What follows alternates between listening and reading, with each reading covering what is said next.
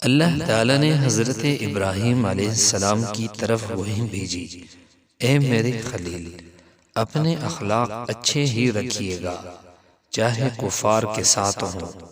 آپ نیک لوگوں کے مقامات میں داخل ہو جائیں گے، اس واسطے کہ میری بات پہلے سے ہی اس شخص کے لیے ثابت ہو چکی ہے کہ جو اپنے اخلاق اچھے کر لے گا، میں اسے اپنے عرش کے نیچے سایہ عطا کروں گا اور اسے اپنی پاکیزگی کی جگہ میں ٹھہراؤں گا، اسے اپنے پڑوس کے قریب رکھوں گا۔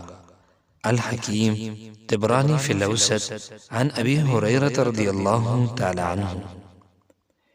تشریح: یہاں یہ معنی درست نہیں کہ اپنے اخلاق اچھے کر لیں، کیونکہ انبیاء علیہم السلام اخلاق کے درجہ پر فائز ہوتے ہیں، بلکہ یہ مراد دوام و ہمیشگی کے لیے ہے۔